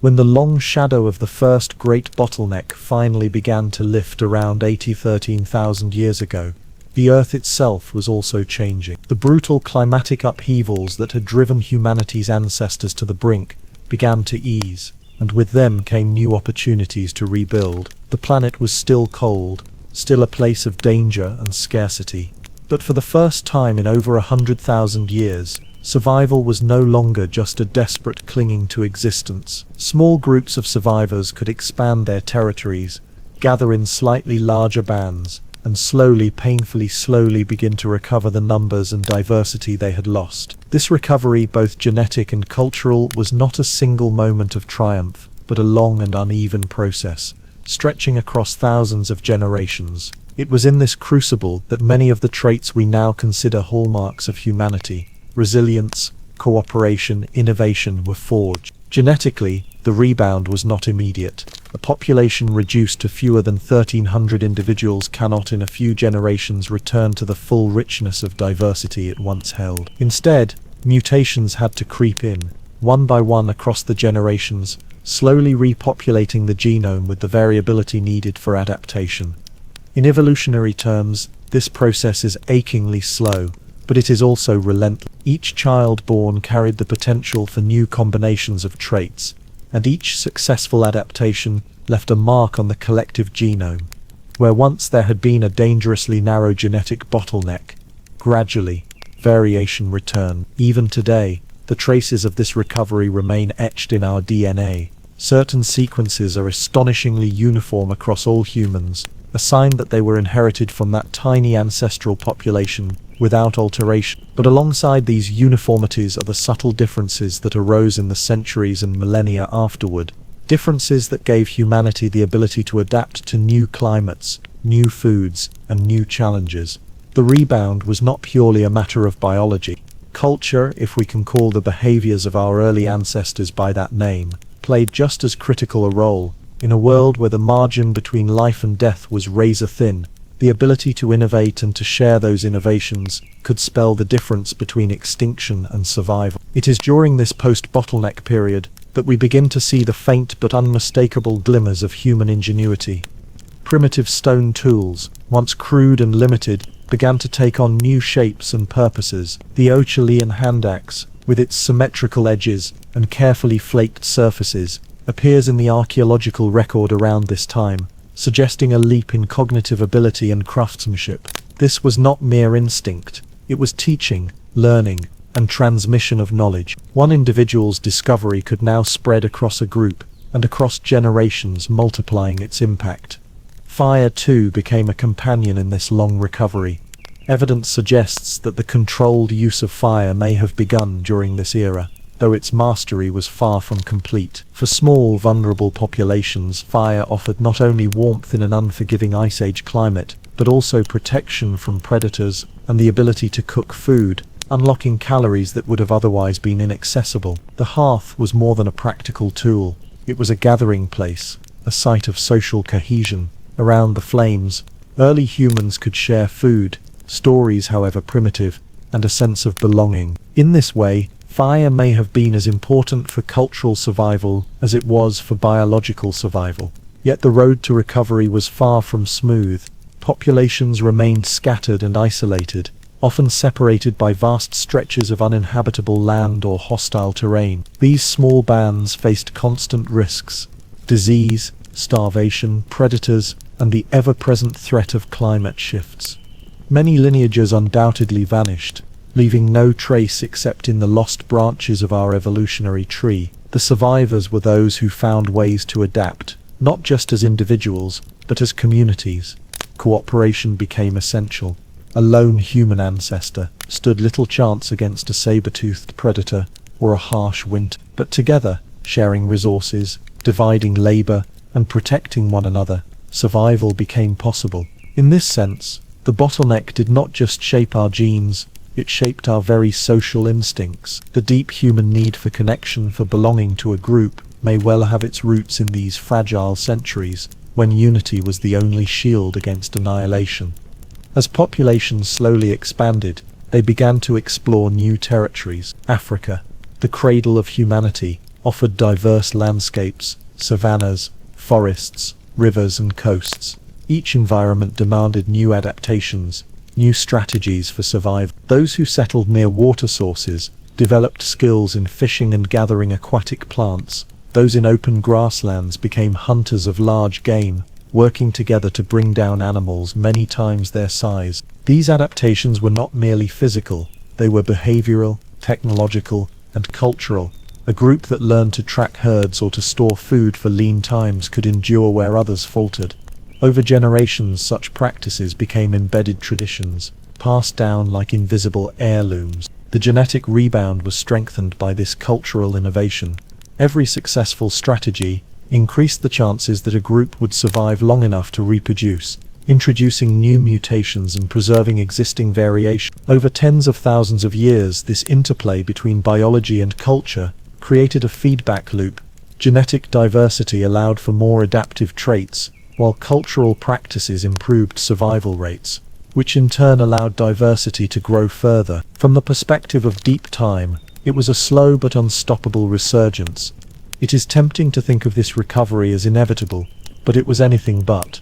At every step, extinction loomed as a possibility. A prolonged drought, a new predator, or a particularly harsh ice age could have erased the fragile progress. The fact that our ancestors endured is as much a story of chance as of strength. Many other species faced similar bottlenecks during this period and did not recover. Entire branches of the hominin family tree withered and died, leaving behind only scattered fossils as evidence that they ever existed. What set our lineage apart was not simply luck, but the combination of luck with adaptability, genetic resilience intertwined with cultural flexibility. Over time, the scars of the bottleneck became less pronounced. Populations grew larger, gene pools richer, and the risk of a single catastrophe wiping out the entire species diminished. But the lessons of that near extinction remained encoded in our biology and behavior. The instinct to band together in the face of crisis, the drive to innovate when survival is threatened, the deep interconnection between social bonds and individual well-being, all of these can be traced, at least in part, to that long and perilous recovery. By the time humanity's ancestors emerged fully from the shadow of the first bottleneck, they were no longer the same creatures who had entered it. They were tougher, more cooperative, more inventive. They carried within them not only the genetic signatures of survival, but also the cultural seeds that would one day blossom into art, language, and civilization. In this sense, the bottleneck was not only a trial, but also a transformation. It was a fire that burned away weakness and left behind the resilience that defines our species. When we look back at that period from the vantage point of today, with billions of humans spread across every continent, it can be difficult to grasp how close we came to vanish. But the evidence is undeniable. In our DNA, in the fossil record, and in the faint traces of early tools and fire pits, we see the story of a species that stumbled to the very edge of extinction and then clawed its way back. The fact that you are reading these words, that humanity went on to build cities, invent science, and send spacecraft beyond the solar system, is possible only because a few thousand ancestors endured the darkness and began the long, slow work of rebuilding. The first bottleneck was, in every sense, a crucible. It reduced humanity to its barest essence, then forced that essence to adapt, to innovate, and to persist. Out of that crucible came not only survival, but transformation. And though we can never know the names or faces of those ancient survivors, their legacy is all around us, in our bodies, our societies, and our restless drive to endure whatever challenges the world may throw our way. Roughly 300,000 years ago, deep in the heart of Africa, the story of our species truly began. The world then was raw and untamed, ruled not by vast civilizations or sprawling cities, but by rivers, savannas and forests alive with predators and prey. To imagine life for the first Homo sapiens, one must strip away the modern world and return to a time when survival was balanced on the thinnest of edges. Every day was a negotiation with hunger, disease, and death. And yet, in that crucible, the earliest humans carved out an existence that would eventually change the planet. They were not alone. Other hominins, Neanderthals in Europe, Denisovans somewhere across Asia, and smaller enigmatic relatives like Homo naledi and Homo floresiensis, still walked the earth. But in Africa, something unique was unfolding. Fossil evidence from Jebel Uhud in Morocco, dated to around 315,000 years ago, reveals faces strikingly like ours, wide skulls, reduced brow ridges, and jaws that suggest the blueprint of modern humanity was already being laid down. These were not merely advanced apes. These were people, capable of thought, language, and imagination, though perhaps still in their infancy compared to what we would become. The environment shaped them harshly. Africa during this period oscillated between wet, lush phases and brutal, arid droughts. In wet periods, rivers and lakes, teemed with life. Antelope, elephants, hippos, crocodiles, creating opportunities for early humans to hunt and gather. But when the rains failed, grasslands withered, waterholes dried, and survival demanded both ingenuity and cooperation. This constant rhythm of feast and famine was not just a challenge but also a teacher. It forced our ancestors to become flexible, to invent tools, to experiment with fire, and most importantly, to rely on one another. The first Homo sapiens were not solitary hunters, but members of small, tightly knit groups. Anthropologists estimate that early bands may have ranged from 20 to 50 individuals. Within these groups, cooperation was not optional. It was survival, sharing food, protecting one another from predators, and collectively caring for children gave these fragile communities resilience. Out of these intimate social webs came something extraordinary: the capacity for culture. Stone tools became more refined, not just crude hand axes, but blades and scrapers shaped with precision. Pigments appear in the archaeological record, evidence of painting, of body decoration, of symbolic thinking. Around 100,000 years ago, shells pierced with holes suggest beads, ornaments that may have been worn as jewelry. These fragments of material culture hint at a deeper shift, the awakening of identity, of belonging, of storytelling. For the first time, humans were not merely surviving, but beginning to imagine themselves in relation to the world and to one another. They sang, they painted, they buried their dead, and through these acts they created something invisible but enduring. It was this inner world, as much as their physical adaptability, that would prepare Homo sapiens for the trials to come.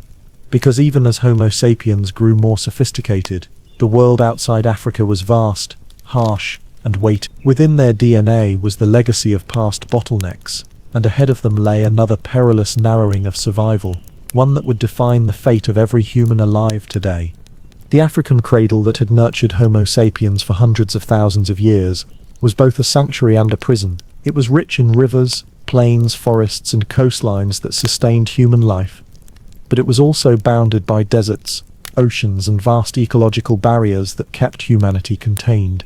Yet there is something in the human spirit, something restless and unquenchable, that will not stay confined. Long before our species invented ships or compasses, before we had maps or writing, there was a desire to walk further, to see what lay beyond the horizon. That urge, combined with desperation in times of scarcity, eventually propelled small groups of Homo sapiens beyond Africa, setting in motion one of the most consequential journeys in the history of life on Earth. Archaeological evidence suggests that there were multiple attempts at leaving Africa, not just one single migration.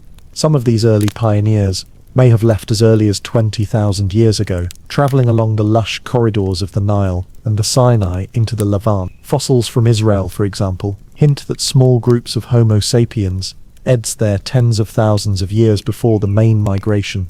But these first waves were fragile. Climate swings often slammed the door shut on these early explorers, with deserts expanding, ice advancing, and resources dwindling. Many of these groups likely died out, leaving little more than scattered artifacts behind. It was not until around 70,000 to 60,000 years ago that the Great Dispersal began in earnest. Genetic evidence tells us that nearly all non-African humans alive today trace their ancestry back to a remarkably small group of people who left Africa during this period. Imagine for a moment the scene: no cities, no farms, no herds of domestic animals to accompany them, just a small band of hunter-gatherers, numbering perhaps no more than 40 or 50, standing at the edge of Africa gazing out across deserts and seas, carrying little more than stone tools, fire, and the determination to survive. The most likely route was along the southern coastline of the Arabian Peninsula, across what we now call the Bab el-Mandeb Strait. Today it is a wide and dangerous channel of water, but 70,000 years ago, sea levels were far lower, and the crossing may have been as short as a few kilometers, shallow enough for primitive rafts, or even strong swimmers clinging to logs. To make that crossing was an act of extraordinary daring. On the far side, there was no guarantee of food, no familiar plants or animals, only an alien landscape of arid scrubland and dangerous predators. Yet they went, and they survived. From that first foothold in Arabia, the migration began to branch. Some groups turned north, moving into the Fertile Crescent, brushing against the ranges of Neanderthals. Others pressed east, along the coasts of India, following shorelines rich with shellfish and other marine resources. This coastal highway hypothesis suggests that within only a few thousand years, humans had spread astonishingly far, reaching as far as Southeast Asia and even Australia by around 50,000 years ago. The distances covered defy comprehension. Thousands of kilometers across forests, mountains, and seas, all achieved without maps, without metal tools, without beasts of burden. Only human ingenuity and persistence carried them forward. But this migration was not a flood, it was a trickle. At any given time, the number of humans moving into new lands was tiny.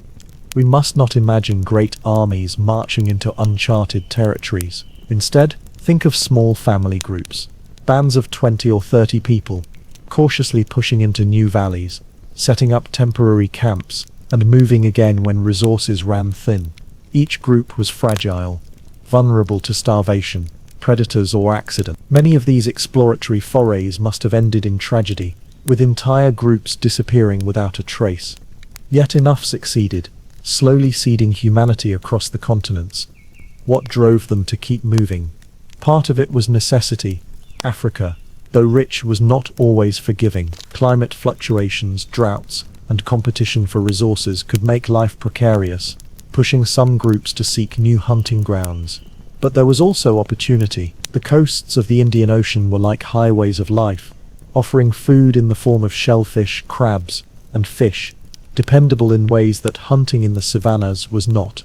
Following these coastlines was safer and more sustainable than plunging into the arid interiors. In this way, humanity's second great expansion may have been guided not by conquest, but by the steady rhythm of tides. The genetic evidence paints a startling picture. Virtually all non-African populations today descend from what seems to have been a single small founding population that left Africa during this migration. The diversity of genes among modern non-Africans is far lower than that found within Africa. In fact, two random people from sub-Saharan Africa today are likely to be more genetically different from one another than either is from a European or an Asian. This is the mark of the founder effect, a phenomenon where a small group breaks away from a larger population, carrying with them only a sliver of the original genetic diversity. That small sample then becomes the basis for all future descendants. It is as though a vast library of genetic information was reduced to just a few volumes, and from those,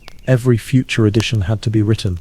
This narrowing of diversity was both a weakness and a strength. On one hand, it left non-African populations more vulnerable to certain diseases or environmental pressures, since they had fewer genetic tools to adapt. On the other hand, the small, tight-knit groups that left Africa may have benefited from stronger social cohesion and shared knowledge, enabling them to overcome the immense challenges of migration. The very fact that they survived at all is testament to the resilience baked into the human spirit. We must also remember that this was not a journey across empty lands. Wherever Homo sapiens went, they encountered other humans not of their own kind, but relatives who had walked their own evolutionary paths. In Europe and Western Asia, there were the Neanderthals, stocky and powerful, masters of survival in cold climates. In Eastern Asia, there were the Denisovans, a mysterious people known to us mostly through fragments of DNA and a few fossil remains. In Southeast Asia, tiny Homo floresiensis, sometimes called the hobbits of the human family, still survived on islands. These encounters were not simple battles for dominance. Sometimes they ended in conflict, but sometimes they ended in love, in interbreeding, in the mingling of lineages. The migration out of Africa was not a solitary triumph, but a weaving together of human threads. By 50,000 years ago, humanity stood on the brink of global dispersal. From a small founding population, Homo sapiens had spread across Asia, into Europe, and toward the Pacific. Australia, once thought unreachable, was settled by seafaring pioneers, who must have built watercraft strong enough to cross significant ocean gaps. In every case, the migrants carried with them not only their genes, but also their culture, their stone tools, their fire, their art, and their stories. Each group adapted to new lands in new ways, creating the foundation for the astonishing diversity of human societies that would one day flourish. But the journey was never easy. It was marked by hunger, by confrontation with unfamiliar predators, by diseases unknown in their African homeland. Every step forward was bought with suffering, with loss. And yet from those struggles came survival. The migration out of Africa was humanity's greatest gamble, and the fact that you and I exist today means that it was won, not by all, not without cost, but by enough.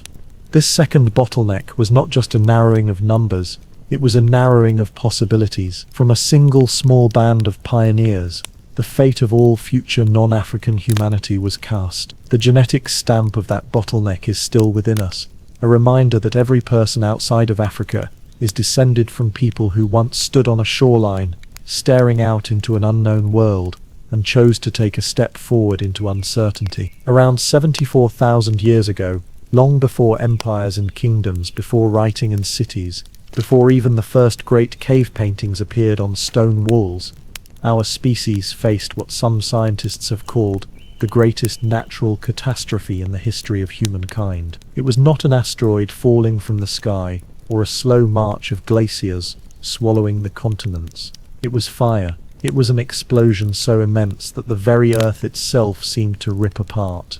This was the eruption of Mount Toba, a supervolcano in what is now Sumatra, Indonesia. When Toba blew, it was not the kind of eruption we might imagine from modern volcanoes like Vesuvius, which buried Pompeii, or even the catastrophic Krakatoa eruption of 1883, also in Indonesia. Those were devastating in their own right, but Toba was on a different scale altogether. One of the very few eruptions in Earth's history large enough to be measured as a true super-eruption. Scientists estimate that Toba ejected over 2,800 cubic kilometers of volcanic material into the atmosphere.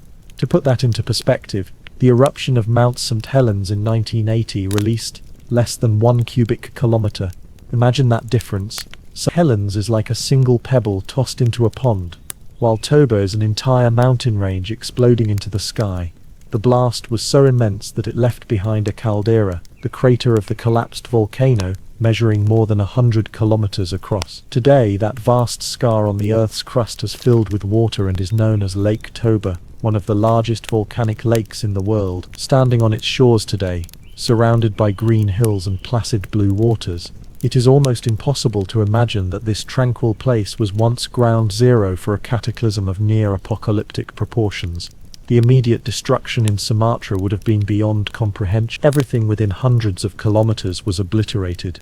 Jungles flattened, rivers choked with ash, entire ecosystems erased in moments. The sky turned black as ash plumes soared into the stratosphere, carried by jet streams across the globe. Within days, the fallout began to spread, blanketing South Asia in meters of volcanic debris. But the worst effects were not confined to the region. The true danger came from what scientists call a volcanic winter. When Toba erupted, it injected massive amounts of sulfur dioxide and ash particles into the upper atmosphere.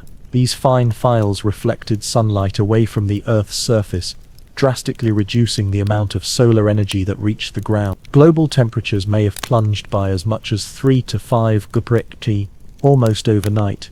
Crops and plants withered, not just in Asia, but across the planet. Lakes froze that had never frozen before. Rainfall patterns shifted, creating deserts where once there were savannas. For perhaps 6 to 10 years, the world was plunged into a kind of prolonged twilight, with weakened sunlight filtering through a haze of ash and sulfur, and so the Toba catastrophe hypothesis was born. First proposed in the 1990s, it argued that the eruption triggered a near-extinction event for early Homo sapiens. According to this theory, the volcanic winter wiped out most of the humans alive at the time, reducing our species to a tiny remnant, perhaps only a few thousand individuals scattered across Africa. This in turn could explain why human genetic diversity is surprisingly low compared to many other animals, because we are all descended from that small band of survivors who endured Toba's wrath. The hypothesis is dramatic, and for many years it was widely accepted. It provided a neat, almost cinematic explanation for one of the great mysteries of human evolution, why our genetic heritage seems so narrow. After all, bottlenecks leave scars in DNA, and if there was ever a candidate for a bottleneck, surely the largest volcanic eruption in 2 million years would fit the bill. But science rarely stays neat and cinematic for long. As new evidence emerged, the Toba catastrophe hypothesis began to unravel. Archaeologists and geneticists started asking difficult questions. If Toba had truly caused a near-extinction event, where was the evidence? Why did the genetic signals of a sharp population crash not appear precisely 74,000 years ago? Why did some archaeological sites in Africa and South Asia show uninterrupted human occupation, as though nothing particularly catastrophic had occurred? In South Africa, for example, researchers studied caves that had been continuously occupied by humans during this period. They found no dramatic gap in the archaeological record, no sudden collapse in tool-making traditions, no sign that local populations had vanished. In India, volcanic ash layers from Toba were discovered, but beneath and above them, stone tools created by early humans persisted without interruption. This suggested that, while the eruption certainly covered the land in ash, the people living there adapted and survived.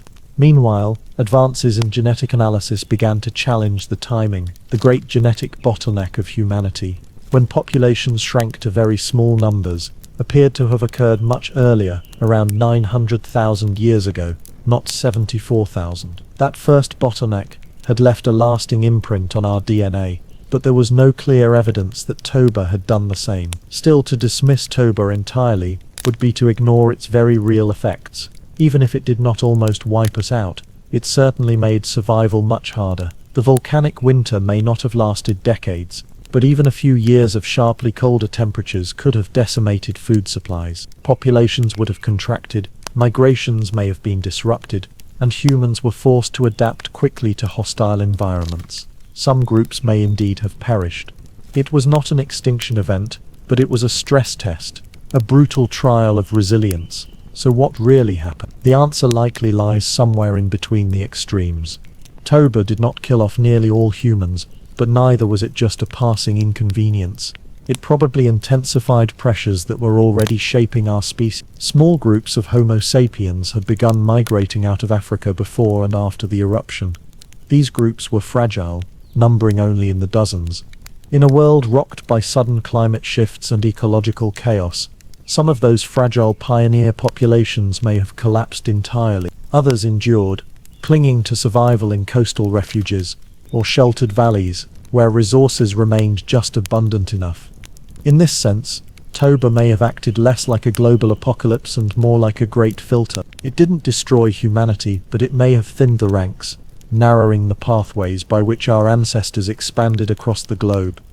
Those who survived carried the story of resilience written into their bloodline. Their descendants would go on to populate Asia, Europe, and eventually the entire world. The Toba debate remains one of the most fascinating puzzles in anthropology. On one side, it reminds us how fragile human existence truly is. A single geological event, on a single island, could darken the skies of the entire Earth and threaten to erase us.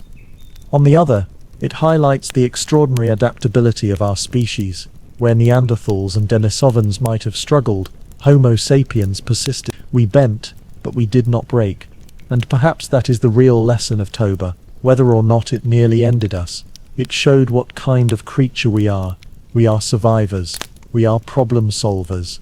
We endure drought and famine, ice and ash, fire and storm. Even in the darkest winters, some among us find a way to endure, and from those survivors, humanity rebuilds. Imagine the world some 60 or 70,000 years ago.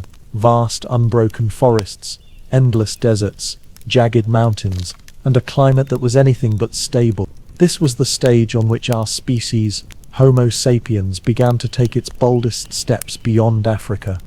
But unlike the bustling migrations of modern times, millions moving with ships, planes, and technology, these early journeys were quiet, fragile, and unbelievably small. The astonishing truth, revealed only in the last few decades through genetic research, is that every single non-African human alive today may trace their ancestry back to a group so small it could fit into a single cave. Not thousands, not even hundreds, but perhaps as few as 40 individuals, around 25 women and 15 men, who carried the spark of humanity out of Africa into the rest of the world. The idea is staggering. Billions alive today, countless languages, religions, cultures, and histories, all springing from a founding group that was barely larger than a single extended family. How do we know this? The key lies not in bones or tools, but in the genetic patterns written deep within our DNA. Modern populations carry within them the fingerprints of their ancestors' survival, and when scientists began to analyze these signatures, they uncovered evidence of what biologists call a founder effect. This occurs when a small group separates from a larger population and becomes the ancestors of all who come after. Because only a handful of genes are carried forward, the resulting population has lower genetic diversity than the one it split from. This is exactly what we see in non-African populations today. Africans who remained in the continent where our species first emerged around 300,000 years ago show the greatest genetic diversity of all humans. In contrast, Europeans, Asians, Native Americans, and Oceanic peoples, all descendants of those few tiny groups who left Africa, carry far narrower genetic variation. This bottleneck of diversity is the silent genetic echo of the moment humanity nearly gambled everything on its first great exodus. The implications of such a small founding population are difficult to overstate. Imagine a group of just 40 people moving into entirely unfamiliar lands. Their survival was never guaranteed. A single epidemic could have killed them. A string of bad hunting seasons might have starved them. A conflict with rival hominins like Neanderthals could have ended their lives. They had no backup population behind them in Eurasia, no reinforcements, no safety net. Their survival balanced on a knife's edge. And yet, against all odds, they endured. Every single non-African alive today is proof of that improbable victory. But why were the groups so small to begin with? The answer lies partly in the mechanics of migration itself. Moving out of Africa was not like a mass exodus, but more like a series of cautious scouting parties. Climate shifts occasionally opened windows of opportunity, periods when greener corridors stretched across what are now deserts, or when lower sea levels exposed land bridges. During these times, small bands of humans followed rivers, coasts, and herds of animals outward from their homeland. Most groups probably failed, dying out in harsh environments or retreating back to Africa. But a few kept going, because these migrations happened in waves. Each was small, often numbering no more than a handful of families who struck out in search of better hunting grounds or more secure shelter. In effect, our species' greatest expansion was built not on vast armies of settlers, but on repeated rolls of the dice, with survival hanging by the thinnest of threads. The evidence for this razor-thin beginning can also be seen in the startling similarity of mitochondrial DNA genetic material passed down through mothers in non-African populations. In fact, scientists have identified what they call mitochondrial Eve, the woman from whom all living humans ultimately descend through an unbroken maternal line. While she was not the only woman alive in her time, her line is the one that survived, thanks to the survival of those tiny founding groups. Similarly, on the paternal side, Y chromosome analysis shows a comparable narrowing, pointing again to a founding population that was shockingly small. Together, these lines of evidence reinforce the same conclusion: humanity outside Africa descends from a bottleneck so tight it could have collapsed at any moment. Consider too the psychological weight on such groups. A band of 40 people does not allow for anonymity. Every relationship, every conflict, every decision had the power to shape the group's survival. In such settings, cooperation would have been as critical as strength. A skilled hunter injured in a fall could mean fewer meals for weeks. A single dispute between families might split the group, weakening both sides fatally. Disease could spread rapidly through close contact. The survival of the group was not just a matter of physical endurance, but of social cohesion. Some anthropologists argue that it was in precisely these conditions that traits like empathy, communication, and cooperation were forged into the very heart of our species. When survival depends on every individual pulling together, social bonds become as important as spears or fire. And yet, there is another layer to this story: the resilience hidden in small populations. While founder effects reduce genetic diversity, they also allow for the rapid spread of beneficial mutation. A trait that might have been diluted in a larger population could quickly take root in a smaller one. This may have given early migrants an evolutionary edge in adapting to new climates or unfamiliar diets. Moreover, their very survival in harsh conditions suggests that these small bands carried with them remarkable flexibility, creativity and endurance. They were, after all, the ones who took the risk, who dared to step into unknown lands, who crossed rivers and deserts and mountains with nothing but stone tools, fire, and their wits. The story of these tiny founding groups also reframes our understanding of human uniqueness. It was not sheer numbers that ensured our survival, but the ability to move, to adapt, and to connect. Unlike Neanderthals, who often lived in small, isolated populations cut off from one another, Homo sapiens developed networks of exchange tools, knowledge, even mates, that stretched across bands and regions. This connectivity may have acted as a kind of insurance policy, keeping genetic diversity alive and preventing the crippling inbreeding that doomed some of our cousins. In this sense, those 40 pioneers were not truly alone. They were the tip of a spear, the leading edge of a much larger population still thriving in Africa, a homeland that remained a reservoir of diversity even as small groups fanned outward. Still, we must not underestimate the fragility of the moment. If the weather had shifted slightly differently, if predators had struck more effectively, if conflict had been harsher, those small groups could easily have vanished. The fact that they did not is one of the great contingencies of history. Their survival was not guaranteed. It was a fluke, a chance, a story of improbable endurance. And yet, from that fluke came everything. The rise of civilizations, the spread of languages, the birth of art and technology, the very world we inhabit today. When we think about our own lives, the billions of us spread across every continent, connected by satellites and the internet, it is difficult to imagine that all of this rests on the shoulders of a group no larger than a modern village. But perhaps this is the most powerful lesson of all. Humanity's future has never depended on sheer numbers alone. Time and again, it has depended on small groups of dreamers, risk-takers, and survivors. The genetic bottleneck that nearly extinguished us also shaped us, teaching us resilience, adaptability, and the strength that comes not from size but from unity. The echo of those 40 pioneers still lives in us today, in every heartbeat, in every child born, in every story told around the fire of human culture. Thus, the tale of the tiny founding populations is not merely a scientific curiosity. It is a reminder of how narrow our survival once was, and how much we owe to those few who stepped into the unknown. They were fragile, vulnerable, and perilously few, but they carried within them the future of humanity. And from them, the world was remade.